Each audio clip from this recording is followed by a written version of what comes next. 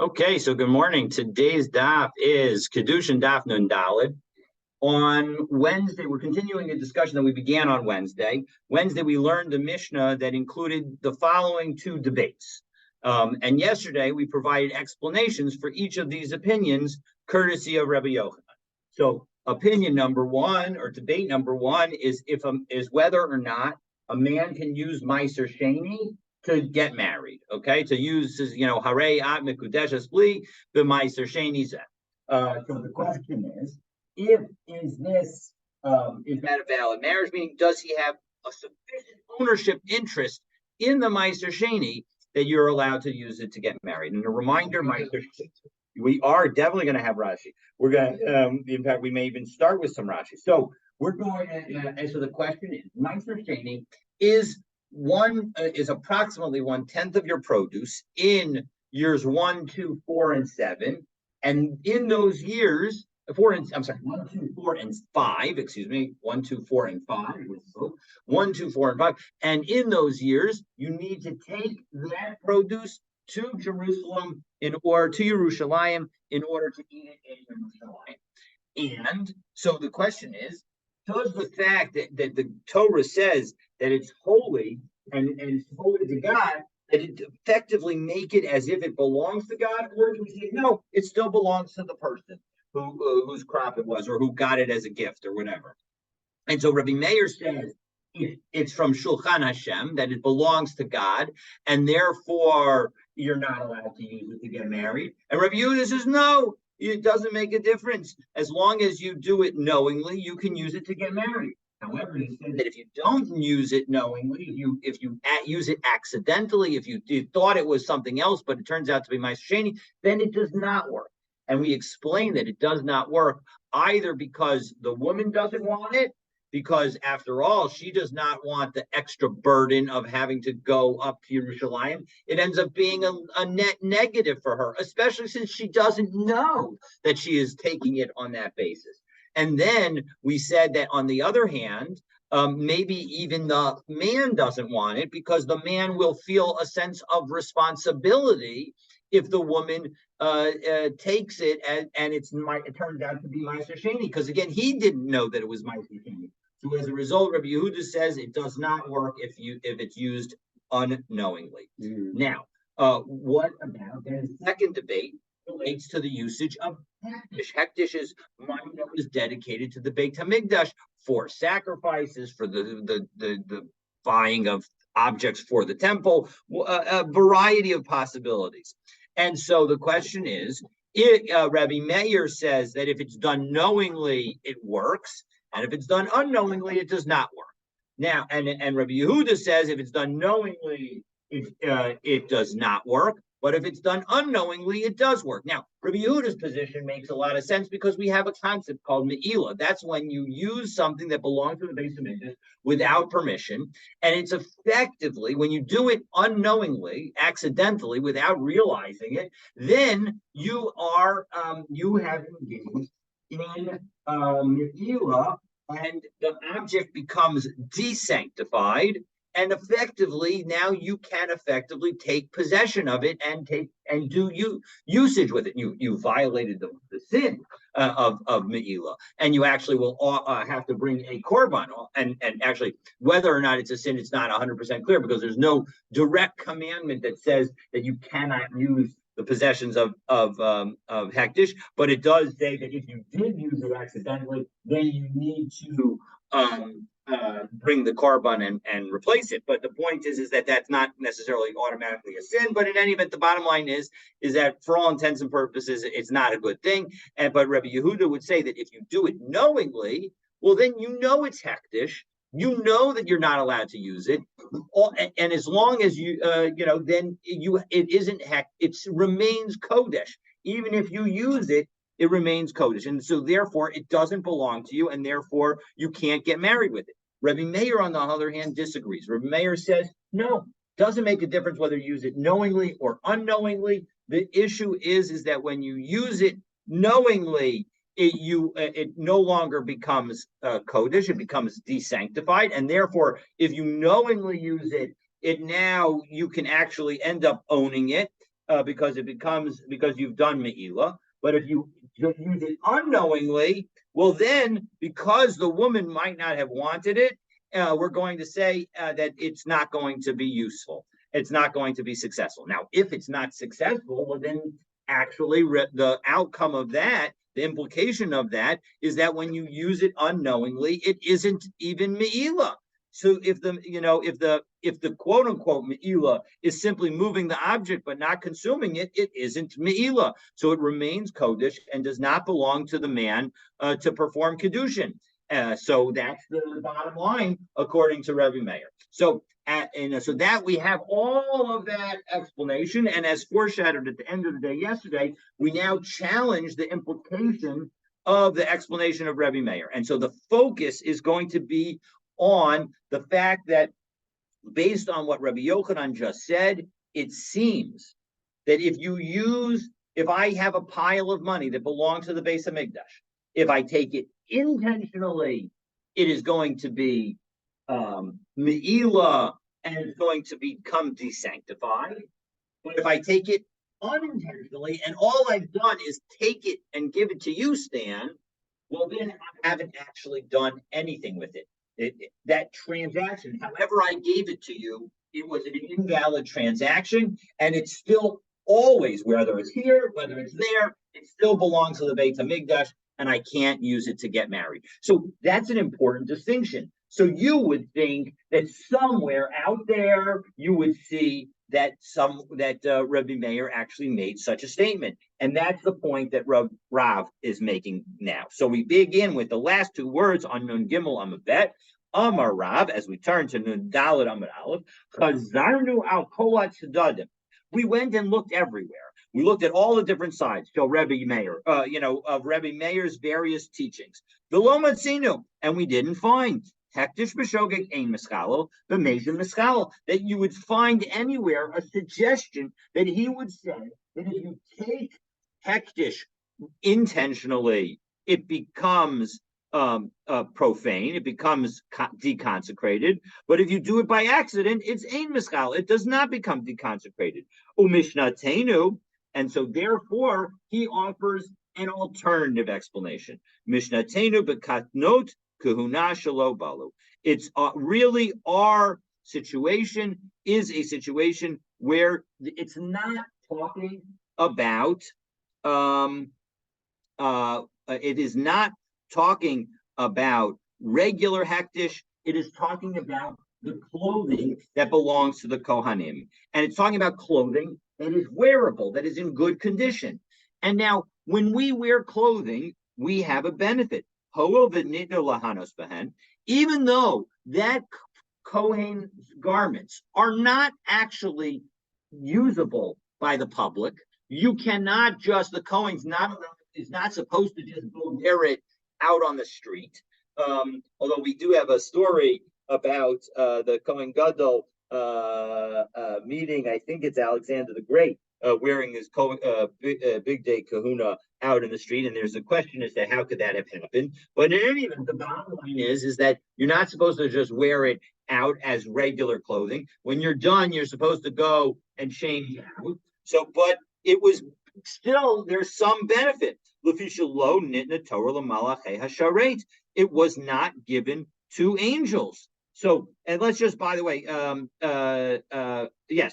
all right. So let's take a look at the two Rashis on this. So the Katonas Kahuna Shalo Balu. This is the fifth line down in the narrow lines of Rashi on the Dalet Amud Aleph. The Re'uyin La'avoda. Right, so the clothings of the Kohanim are fit for service, meaning they are hektish, they are kodesh. The kolzman sheru'uyin la'avoda ein me'ilin b'shigagatan, and as long as they are fit for service, fit for wearing, you can't accidentally do me'ila with them. Shekach huchtashu mitchila lihanopehen, because the whole purpose of them being kodesh is to be worn.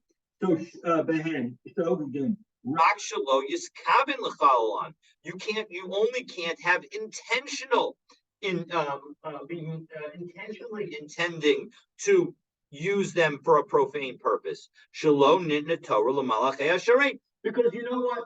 The Torah was not given to angels.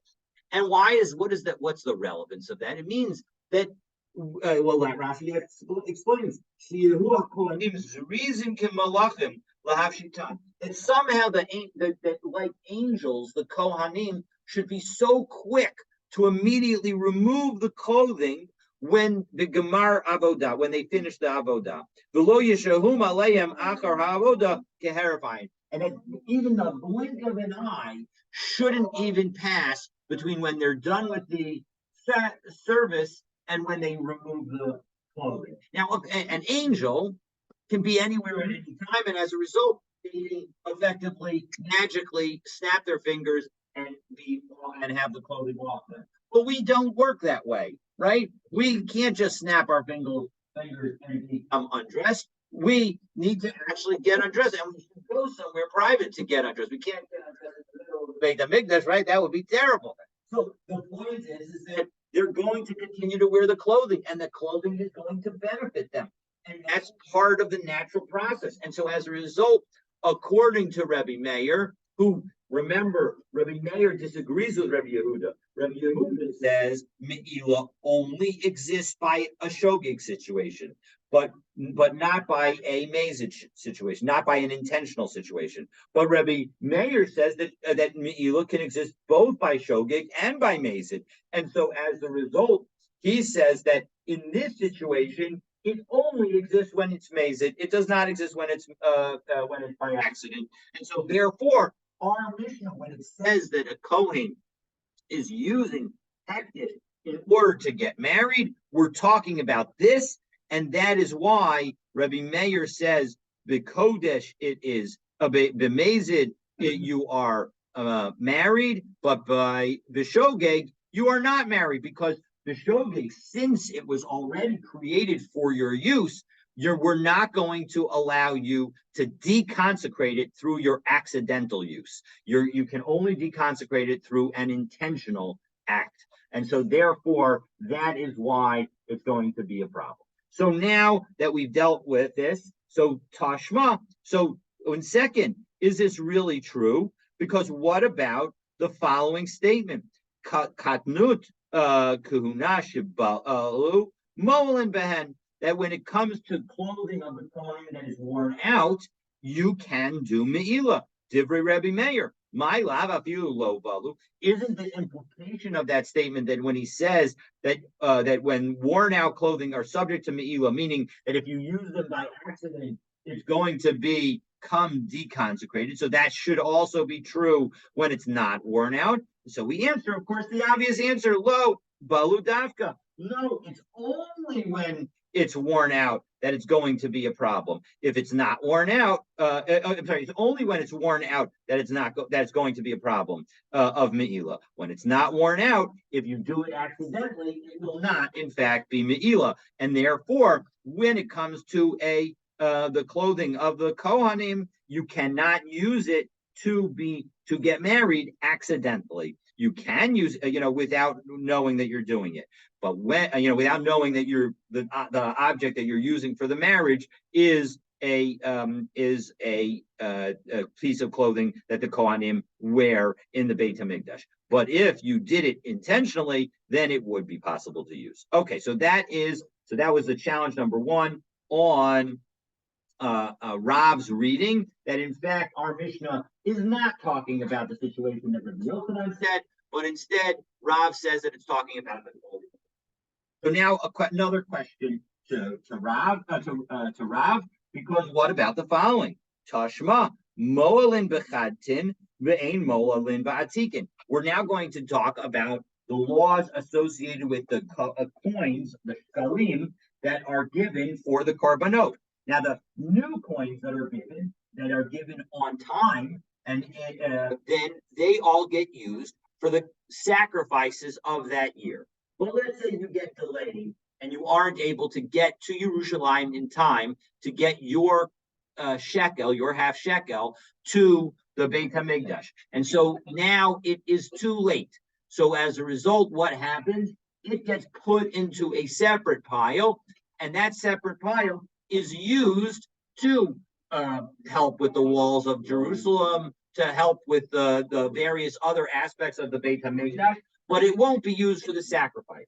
But the bottom line is it's being used for aspects of things that can be used by human beings.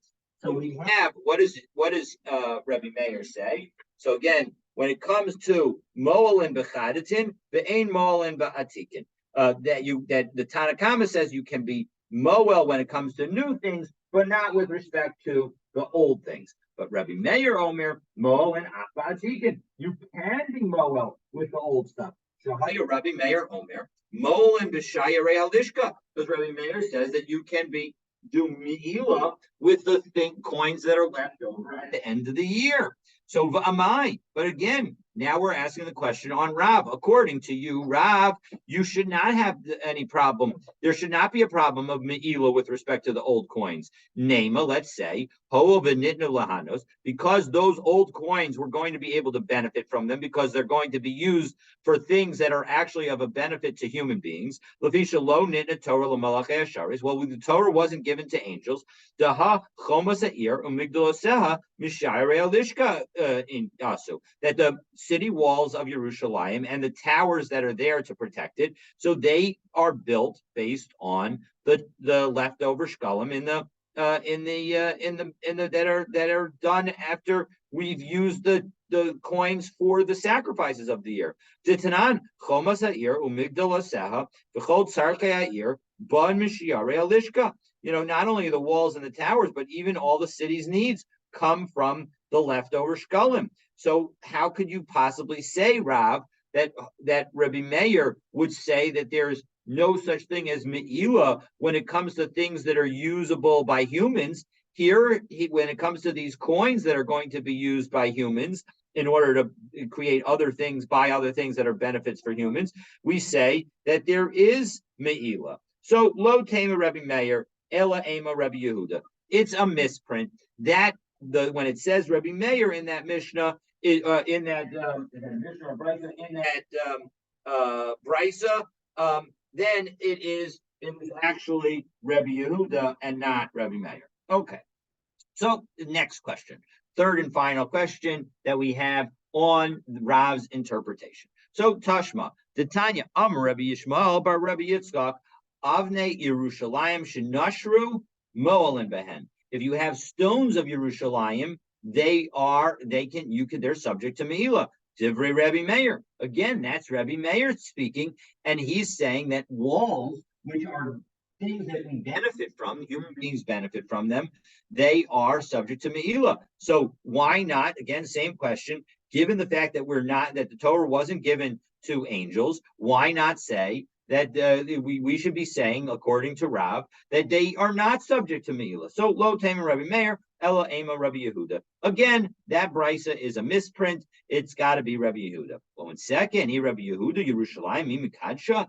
Well, in second, what would be even the Hamarina of saying that Yerushalayim is subject to me'ila? Because meaning, how could it be Rabbi Yehuda who says that using the walls are me'ila? According to Rabbi Yehuda, the walls of Yerushalayim aren't kosher in the first place. Because listen to the following that we learned in in a Mishnah in Nedarim, where it says V'hatanan Imra. If you say that, and as a reminder, how does a neder work? A neder is going to be something that a vow that you make in order to prohibit something to you. We use analogies. We essentially say that this object should be to me like a sacrifice, meaning that just like a sacrifice that I can't benefit from, so too this object I can't benefit from.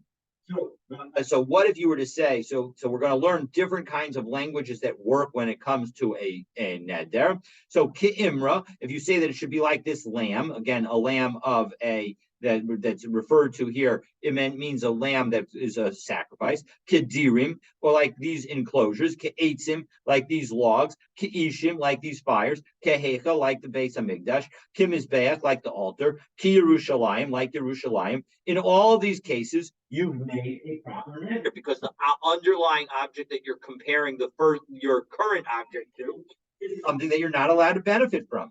Rabbi Yehuda Omer Kol Omer Yerushalayim Lo Amar Klum. If you reference Yerushalayim, you haven't done anything. Well, now, second, now maybe the fact that he says it is what's going on is because he says Kol Omer Yerushalayim, and maybe it's just that he's not really disagreeing. He's just qualifying the Tanakama and saying Ki Yerushalayim does work, but Yerushalayim does not. No, that isn't what he's saying. If you wanted to say that maybe it's just telling you that it's because you saying Yerushalayim isn't enough because you didn't say it's like Yerushalayim. But Tanya, we have a brisa that says Rabbi Yehuda Omer Kol HaOmer Ki Yerushalayim Lo Amar Klum. So even saying Ki Yerushalayim doesn't work. Ad Yidor B'Davar HaKarev L'Yerushalayim. You have to base your vow on something that is offered in Yerushalayim. It can't be on Yerushalayim itself. So Trei Tanai Ninhu V'Alibad Rabbi Yehuda. So you know what? It is in fact Rabbi Yehuda, but there's a machlokas within Rabbi Yehuda, and so we have an inconsistency within Rabbi Yehuda, and that inconsistency in Rabbi Yehuda reflects two different opinions in Rabbi Yehuda. So okay, so now that we've done all that, so we've now come up with two explanations of our Mishnah. We have Rabbi Yochanan's explanation that it's all about whether or, when it comes to Rabbi Meir, it's all about whether or not the woman would really want it. And since the woman wouldn't want it, it's not going to be effective because, of course, it would be a sin. And so as a result, she doesn't want to have a hand in that. And so because it's not effective, that means that maybe it's not even ever me'ila. And therefore we have the concept that he's going to see, that we'll see in a moment, that in fact, if you move it around, then it's that's not going to be me'ila at all. That's Rabbi Yochanan's explanation of Rabbi Meir. And according to Rabbi Yehuda's explanation of Rabbi Meir, it isn't, we aren't talking about regular objects of hektish at all. We're talking only about objects that the Kohanim could use for themselves, like their clothing, which even though are considered sanctified, they're allowed to benefit from their clothing that they're wearing. They can look at the mirror and say, oh, I look good in this, and that will be okay, because the Torah was not given to angels. And so as a result, that's why if you use it intentionally, according to Rav, it will undermine the hektish, and it will be me'ila, and you will take ownership of it, and you can use it to marry. But if you use it b'shogeg, we're not going to say that you have done me'ila in that situation. And so as a result, you would not have changed the ownership of it. It would still be hektish, and therefore you cannot use it to get married. So we've got those two views. And now we go back to Rabbi Yochanan's viewpoint. And so, Rabbi Yochanan has survived Rav's questions. The Gemara now returns to views that are consistent to Rabbi Yochanan's interpretation of Rabbi Meir's opinion. So, Amar Ula Mishmei de Bar Pada, Omer Haya Rabbi Meir, Hektish b'mezid nitzchalo b'shogeg ein nitzchalo. So the exact item that Rav says that we never see anywhere Rabbi Meir actually saying in any Mishnah, Ravula says that Bar Pada says that he actually said that item. The lo amar b'shogeg mitchalal ela inyan karban bilbad. And when it comes to doing it, that somehow shogeg would constitute a deconsecration, that doesn't refer to the actual deconsecration, but rather to the obligation to bring a sacrifice. Because again, the Torah seems to suggest that if you use hektish even accidentally, even unintentionally, it is considered me'ila, and you have to bring a sacrifice. So now we challenge this remembrance of Ula, of what Bar Pada said. Well, 1 second. If in fact the item itself has not become deconsecrated, well, then why would you be subject to an offering? Elaki also Ravin came from Eretz Yisrael and to Babel, and he clarified things. Parish Mishmei de Bar Pada, he said, what was it that was Bar Pada said? Omer Haya Rabbi Meir, Hektish b'mezid michal b'shogeg ein mitzchalo, that when we say hektish is can be deconsecrated when you know that you're doing it, but not when you don't know when you're doing it. And what the second piece of the statement is not about whether or not you have to offer a sacrifice, but it's whether or not the accidental, the unintentional, unknowing usage of hektish, when would that be considered me'ilah? And when would it cause deconsecration? It only causes deconsecration when achila bilvad, when it involves consumption. So if I take this pile of money and I didn't realize that it's hektish, and I give it to Stan to buy something, or I give it to a woman in order to marry her, well, then I haven't done anything because I didn't realize that it was hektish, and so it's not me'ilah. I haven't deconsecrated. All I've done is moved it, but it still remains consecrated, and the underlying transaction hasn't happened. But if I were to actually take this and burn the money, well, then I will have done me'ilah. And then the me'ilah item would have been mine. And so arguably, if I actually burned it, well, then any of the ashes, if the ashes had any value, so then maybe that I could use to potentially get married. But in any event, the bottom line is that it's only through consumption that the misuse of hektish will cause deconsecration and therefore me'ilah. So Amar of Nachman. So now the Gemara is going to teach the final law. What is it? Do we hold like Rabbi Meir, or do we hold like Rabbi Yehuda? And we have that question both with respect to Meiser Sheni and with respect to hektish. So let's take a look and see. So Amar of Nachman, Amar of Adabar Ahava, Halacha Rabbi Meir b'Meiser. Oel v'stam lan tana kavate. We are going to see that we have an anonymous Mishnah that is consistent with Rabbi Meir with respect to Meiser Sheni, that Meiser Sheni belongs to God, and as a result, you cannot use it intentionally or unintentionally to marry a woman. But halacha Rabbi Yehuda behektish, but the halacha follows Rabbi Yehuda with respect to hektish. We have another Stam Mishnah that is going to be like Rabbi Yehuda. Now, what are these Stam Mishnahs? Well, I'm glad that you asked, because that's exactly what the Gemara is going to ask. Rabbi Meir b'Meiser Maihai. What is the Mishnah that is a Stam Mishnah like Rabbi Meir? It's not when you have the produce of the fourth year of a vineyard, and as a reminder, the first 3 years are prohibited. That's but then the fourth year, you have an obligation to take the produce to Yerushalayim, meaning that it's treated just like Meiser Sheni. And you know what? We're going to analogize it to Meiser Sheni. That when it comes to redeeming it, as a reminder, often when it comes to Meiser Sheni, if you want to take it to Yerushalayim and you just have too much produce, you can redeem it. But if you redeem it yourself and you don't sell it in the open market, well, then you have to add a 1/5 penalty. And as a reminder, a 1/5 penalty means that you actually add 25%, because when you add 25% to 100, so then the 125 becomes 1/5 of 125. So it actually means a quarter, even though we always refer to it as a fifth, because we're referring it to a fifth after the fact. So Beis Shammai says you don't have to, even though when you redeem Meiser Sheni, you have to add a fifth. When it comes to the Revai, when it comes to the fourth year of Kerem Revai, you do not have to add a fifth. The Elo beer, and it's also not subject to the requirement to destroy it. What is the requirement to destroy it referring to? That in the 3rd and 6th years, after the end of the 3rd and 6th years, if you have any Meiser Sheni that's left over, you need to destroy it.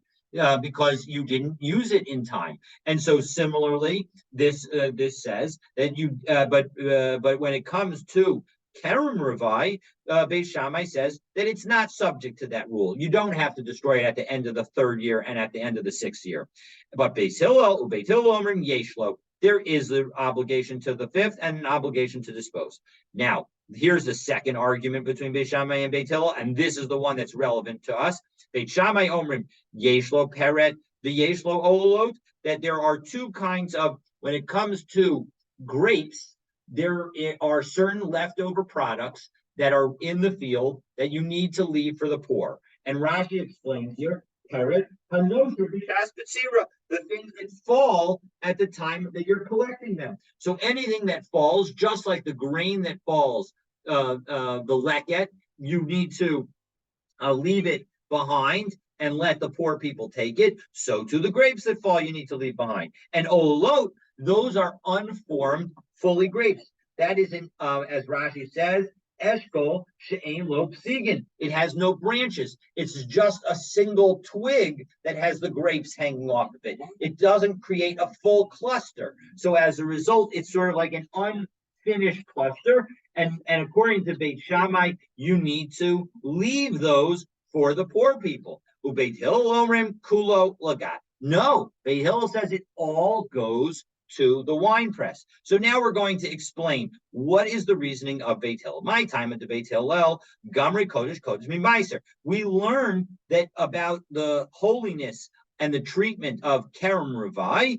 from the treatment of Meiser Sheni, that both have the word holy next to it. So Ma Meiser Yeshlo Kol Mishva Yeshlo Bior. So just as Meiser has the law of adding a fifth, and if you do the self redemption, and you have to dispose it after the end of the third year, Av Kerem Revai Yeshlo Kol Mishva Yeshlo Bior. Same rule applies for Kerem and having to add to Kerem Revai for the fourth year vineyard products. Beit Shammai lo Gamri Kodesh Kodesh Remaiser, but Beit Shammai does not have that Gzeira Shava. And Beit Hillel omrim kamaser. And now, since we say that Beit Hillel says that it's like Meiser, kaman svira. Who is he thinking like? Ik Rabbi Yehuda amai kul lagas. Now, if you say that it is like Rabbi Yehuda, remember Rabbi Yehuda says that Meiser Sheni fully belongs to the owner. If it fully belongs to the owner and not to God, well, then why doesn't he have an obligation why does it all go to the wine press? We should give Ha'amar Maser Mamon Hedyotu. Rabbi Yehuda is the one who says that it's private property. And if it's private property, well, then he should agree with Beit Shammai that it needs to there needs to be the gifts to the poor that come from it. Elalav Rabbi Meir. So it must be that Beis Hillel is holding like Rebbe Meir, that says it's from Shulchan Hashem, that Meiser Sheni belongs to God, and that's why when it comes to Kerem Revai, similarly the Kerem Revai, the fourth year vineyard products, they effectively belong to God. God just allows us to effectively eat from his table if we bring the produce up to Yerushalayim. And so as a result, we see that this is a Mishnah that where Rebbe Meir follows Beis Hillel and not Beit Shammai. And you know what? Now, even though we said if we were going to give you a quote of a Stam Mishnah, and Stam Mishnah generally means an anonymous Mishnah, and obviously this Mishnah has mentioned both Beis Hillel and Beit Shammai. Well, Rashi helps us out here. Elalav Rebbe Meir uBeit Hillel. Whenever you align somebody with Beit Hillel, that's Kistam Mishnah, Klashim, Lahu. That's considered like you are saying that that person is consistent with the Stam Mishnah, because the halacha kamosa. We all know that when it comes to debate between Beit Shammai and Beit Hillel, the halacha is always like Beit Hillel. And so as a result, here too, it's like Beit Hillel. And so the halacha is like Rebbe Meir because he is consistent with the halacha in this statement, which all we know is like Beit Hillel. Okay. Now, Rabbi Yehuda, the Hektish Maihi. What about Rabbi Yehuda? We said that there was also an anonymous Mishnah that said like him. Well, this one's a little easier. Titzanan Shilaf Biad Bikeyach. So with this Mishnah, which is from Masechet Meila, is talking about the Mark. If you can stop after just a moment, please. Thanks so much. When this Mishnah is talking about the usage of the treasurer of the Beit HaMikdash, of the funds that the treasurer is watching. If he sends those funds, he didn't realize, but he sent those funds with a fully capable, Shila Biyad Pikech, he sent it with a fully capable person. He sent those funds to somebody else, thinking that he was going to use them to buy something. And he realized before the guy got to the storekeeper. So he now knows that in fact, this is hektish. Now, according to Rebbe Meir, it doesn't make a difference whether you do something knowingly or not knowingly. They can both be me'ila. But when it comes to Rebbe Yehuda says you can only do me'ila if you do it accidentally, if you do it unknowingly. And so now that he knows about it, so he realizes it before the agent has gotten to the store. When now the storekeeper uses it accidentally, because the storekeeper has no idea that he is about to get funds of hektish, when he uses it accidentally, so he is going to be subject to me'ila. And what does that imply? This is totally inconsistent with Rebbe Meir, because according to Rebbe Meir, it's specifically when it comes to using funds that you are doing me'ila if you do it intentionally. So the fact that we say in this Mishnah, Rebbe Meir, we've just shown that Rebbe Meir cannot be right. Rebbe Meir the halacha is not like him. The halacha has to be like Rebbe Yehuda. That when you do something accidentally, that's when you owe the korban of and can potentially violate the rules of me'ila. But if you do it intentionally, it is not me'ila. Okay.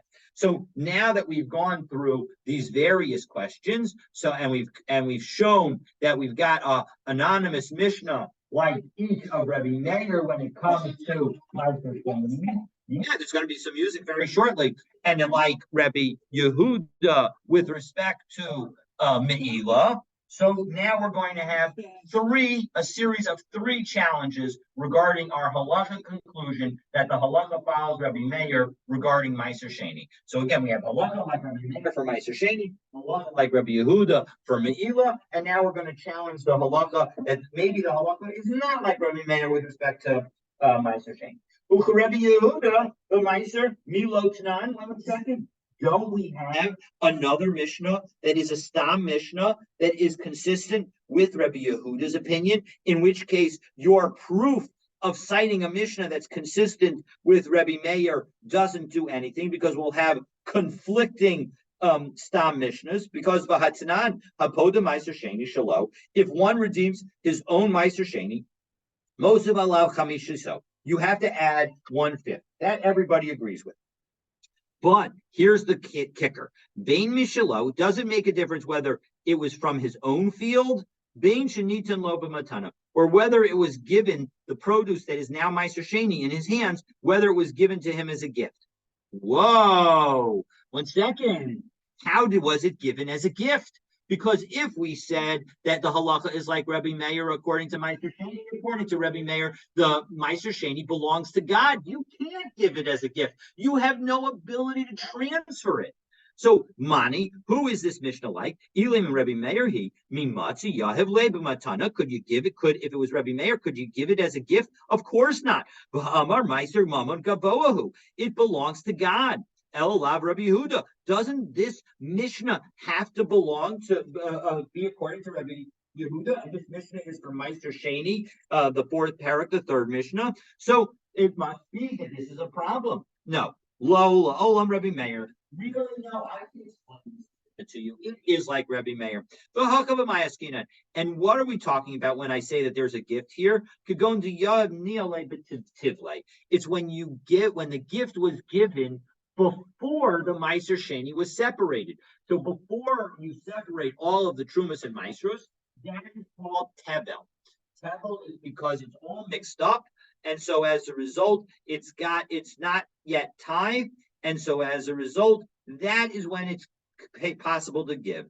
The Kasavar and the person who teaches this Mishnah thinks Matana Shalo Hermo Kami Shalo Hermo Damyan, that when you give a gift when you have the gifts that you're supposed to give as part of Trumas and Meiser, and they have not yet been taken out, it is as if they are not separated. Meaning, when we have this mixture, right? We have an original, the produce at the end of the year. We now have a big pile of produce, and it's in our threshing floor or wherever, our granary, whatever, and we've got it all together, and we haven't taken any Trumas and Meisers. How do we view this big pile? do we view this as there's a piece of Truma here, there's a piece of Meiser Rishon here, there's a piece of Meiser Sheni here, and then the rest is all okay? Or do we view it as no, it is one big mixture, and you don't view it as the different pieces? Because if, in fact, you viewed it as if those pieces were there, we just don't know which one, well, then you shouldn't be able to give that entire thing as a gift. Part of it you could give as a gift, but you wouldn't be able to give it as a full gift. But this Tana holds that we don't treat it as if it's all the different pieces together, but rather it's one big mixture, and we don't view it as if it's all separate. It has its own separate identity. So therefore, we've now answered question number one, that in fact, that Mishnah that refers to Meiser Sheni as a gift, it's talking about where the gift was given before the Meiser Sheni was separated. Okay, so now question number two. Tashma, that if you redeem your own fourth year produce, again, this is consistent with the view that we saw earlier of Beit Hillel, that you have to add a fifth. Bein Mishalo, Ben Bishanitan, Ben Shanitan Loba Matana. Again, it doesn't make a difference whether it was his produce from his field or it was given to him as a gift. So Mani Elim Rebbe Meir, if you want to say that it's Rebbe Meir, again, Mimatzi Yav Lake, can you give it as a gift? Hagamri Kodesh Kodesh Mimaiser. Again, he's the one who says that there's consistent with Beit Hillel. He's the one who learns Kodesh Gzeir Shava of the word Kodesh from Meiser Sheni to Kerem Revai, and so the same rules apply. And so as a result, just like Meiser Sheni belongs to God, Kerem Revai belongs to God, so he shouldn't be able to give it as a gift. Elav Rebbe Yehuda. So it must be, again, that it's Rebbe Yehuda. Just as we saw earlier, it's got to be Rebbe Yehuda. And so again, La'olam Rebbe Meir. No, again, just as we answered earlier, we can figure out a way to make Rebbe Meir. And here's what we're talking about. Kishahu Samadar. Here, it's not that it was given as a full group, because if that was the case, why would it need to be taught? But rather, it was given when it was still at an early stage, before before the fruit fully developed. Udalok Rabbi Yossi, and this version of Rabbi Meir disagrees with Rabbi Yossi, because Rabbi Yossi says the Amr Smadar Asur Mipnei Shehu Pri. Rabbi Yossi says that even a bud, even the early stages of the fruit are considered a fruit, and therefore you cannot give them. But here we're saying that it's an early stage, and so therefore it's not subject to the laws of Karen Rebai, and therefore you would be allowed to still give it, and it's talking about before it became Karen Rebai, and therefore it is not subject to the prohibition of giving a gift. And we can say that Mishnah is consistent with this Mishnah, which is again from Meiser Sheni, Parak Hey, Mishnah Hey, is consistent with Rebbe Meir. So we've done two of the challenges. This brings us to the third of the challenges. But if you want to find out what the third challenge is, you'll have to stay tuned for tomorrow's daf. I know, because of the rain. Oh boy. All right. Well, have a great day, everybody. Have a good Yontif. Bye-bye.